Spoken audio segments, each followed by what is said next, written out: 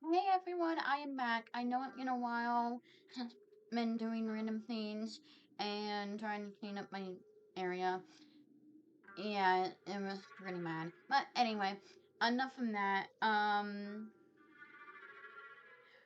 guess with no further introduction, let's continue our Savannah tour and be prepared to be snared. River Street is Savannah's waterfront, where tourists and locals alike can grab a bite, have a drink, or take home some souvenirs from their many lit shops. Only a few hundred years ago, it was the heart of Savannah's economy during the cotton era. This is where the cotton grew on Georgia's coast was shipped to various destinations around the world. It was also where African slaves were imported into the city. Besides being a place of great historical importance, River Street is also very haunted. The buildings that line River Street today were once used as warehouses to hold cotton waiting to be exported and slaves who were just imported. Many of the buildings still have the remains of shackles on the ground floor. Ships were always arriving and departing, and African slaves and in its turn servants from Europe were the ones working the docks. It was a, it was backbreaking work and often quite dangerous.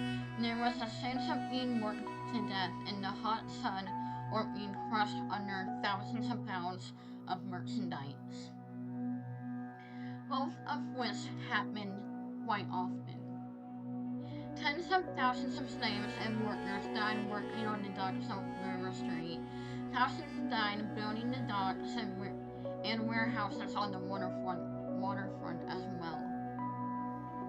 Add in the fact that the bluff where River Street and downtown Savannah were built upon were once native burial grounds, and you begin to see why specters flock the River Street. And if you add that sad and dangerous history um with the African slaves and all the other stuff that been going on around that time, and then you add Native American burial grounds, that is just a recipe for a good haunting, and probably a bad one too.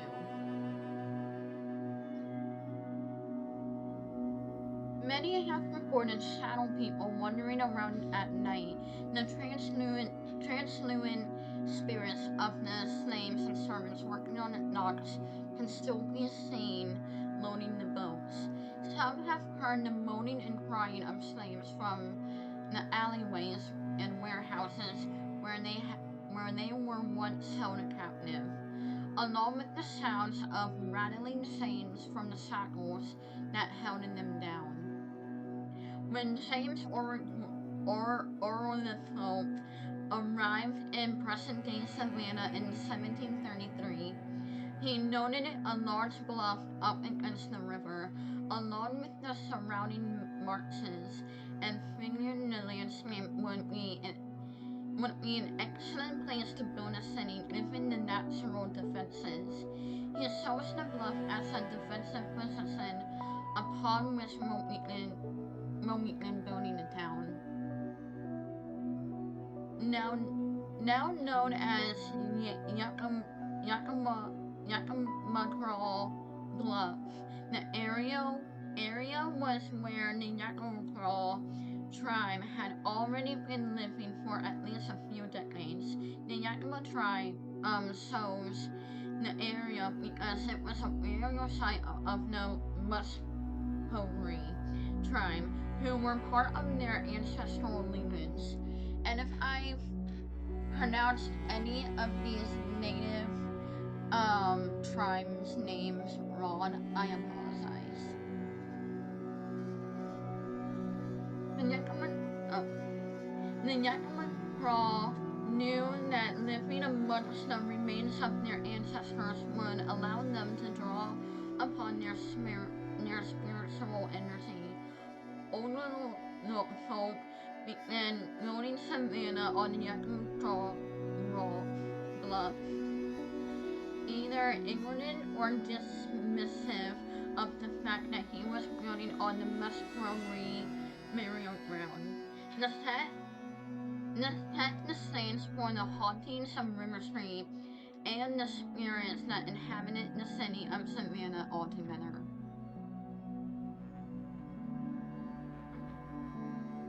The fast growth of Savannah in the 18th and 19th centuries necessitated expansion, especially around the riverfront and port. Warehouses were built and to accommodate the influx of slaves and crops building being shipped in and out of Savannah as extra parcels flocked to the city and take advantage of the economic boom. Slaves and indentured servants primarily built the buildings and warehouses on River Street. Many perished in the hot sun and back-breaking labor along the long hours got in the midst of them. Those same warehouses later became akin to torture chambers. As more African slaves were imported, they were stuffed into the warehouses and held until they could be sent to slave markets or transported to other regions.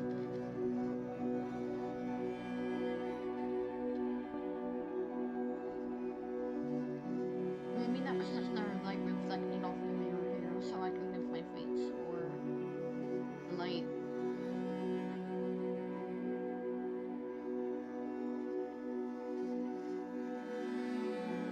Where did I go? Okay.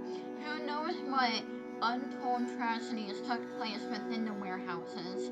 They were shackled to the walls and each other in extremely tight corners, such that they were on the slave ships that stole them from Africa. The remains of shackles that held the slaves captive and chains still remain in some of the buildings on River Street. As Savannah's architectural influences grew, the warehouses were... One minute, I just realized something. I hope the mom turned on that light on her decks, because I remember turning it off last night. So she probably didn't know it. Were used to store rice and indigo and later cotton as it became the city's cash crop. Savannah was the largest cotton seaport in the U.S. and the second in the world. At its height, over 2 million bushels of cotton a year were exported through Savannah.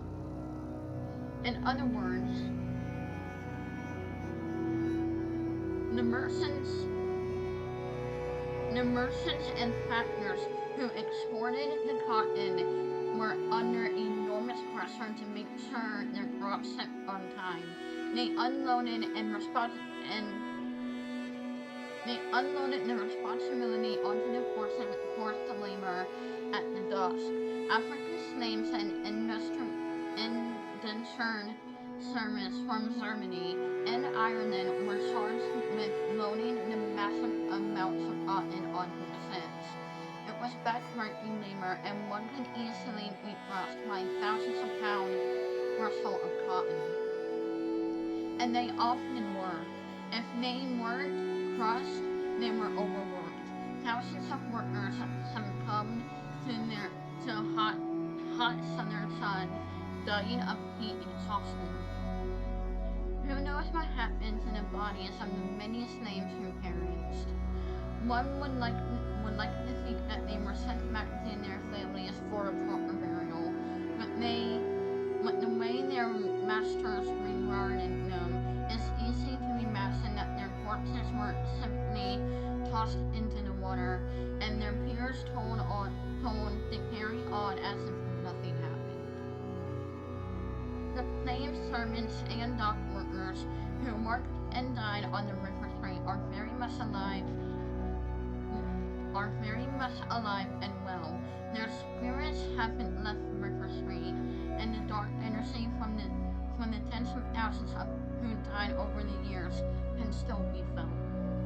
The Savannah's waterfront is a pleasant place to be during the day, but the freaks come out at night. Those who walk river streets at night have reported some harrowing experiences.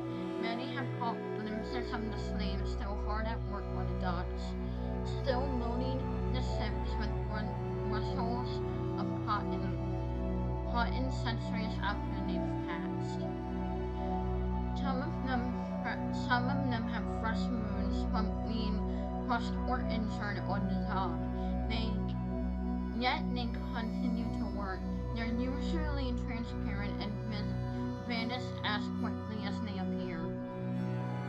Although some tourists have claimed to have encountered those who seemed very real as if they were flesh and blood human beings, they were only distinguished by their 18th century clothing and the fact that they vanished into thin air.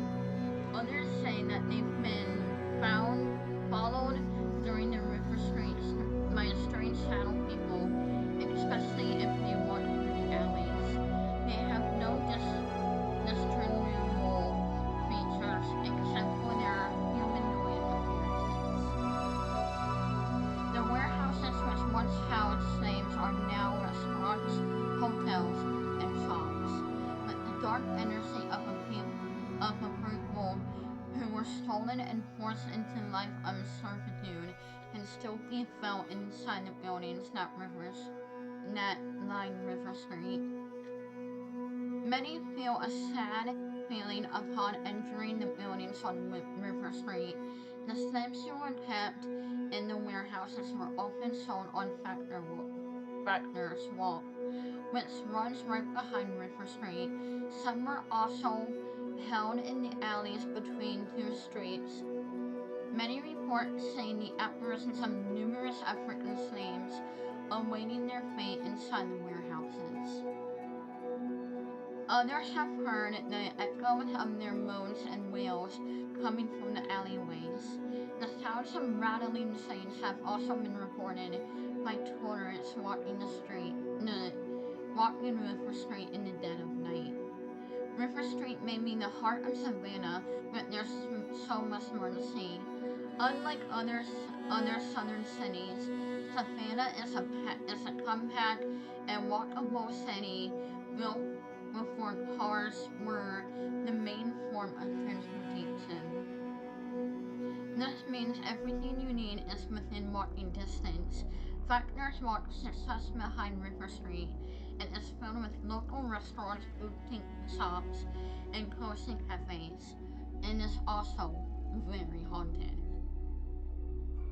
Factors Walk is named for the cotton factors or merchants who once lined the streets looking for interests by their wares. Slaves were also sold here and were often kept in the alley between Factor Walk and River Street.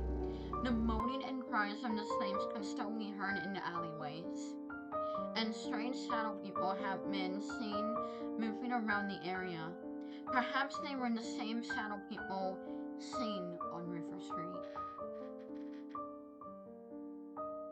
Now, I would definitely love to go to Savannah. I would love it. Because it's new, I've never been there before, and just a lot of the paranormal shows and YouTube paranormal people have been there. Especially, he's not YouTube, my Zach Bagans from Ocean Adventurers and so on. But with everything that's going on right now, I might not be able to go to Savannah as of right now. Which is sad. Anyway, thank you for watching my channel and videos. Please remember to like, comment, and subscribe. As always, I am Haunted Girl, and I'll spook you later. Until next time, pleasant dreams.